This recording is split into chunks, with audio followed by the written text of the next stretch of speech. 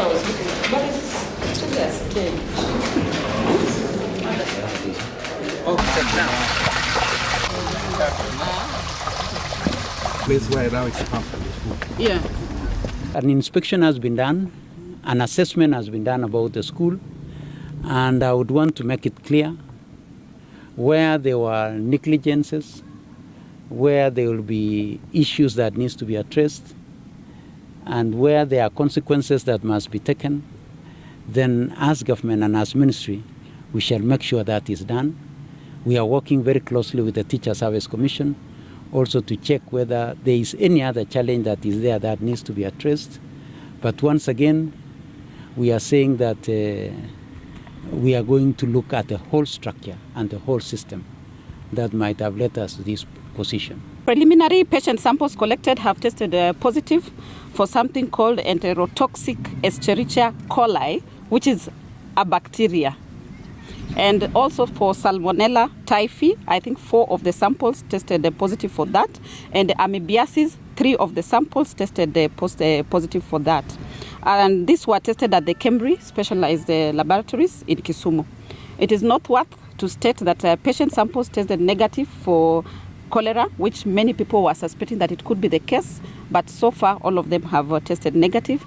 In addition, environmental and specifically water and food samples have been collected for testing at the government chemist, and other samples have been taken to the National Public Health Laboratories for further investigations.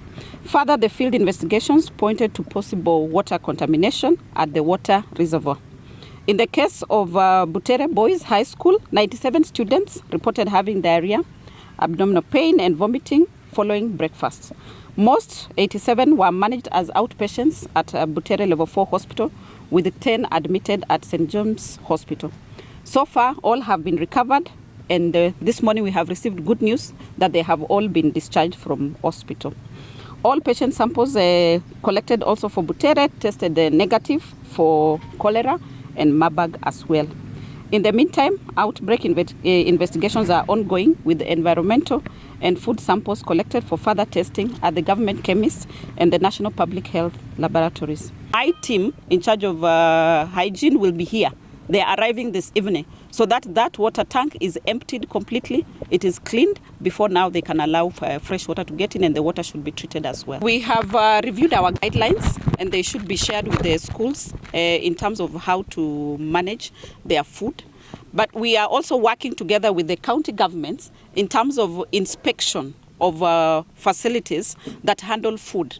Also in terms of testing the food handlers, like the cooks who work in the school, we are working with the county government to ensure that they go through proper testing and they are issued with certificates after being verified that they are okay to handle the food.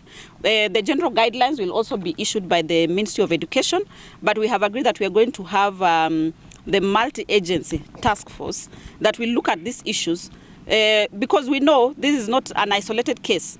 We just want to ensure that we are ready if such a case was to happen again.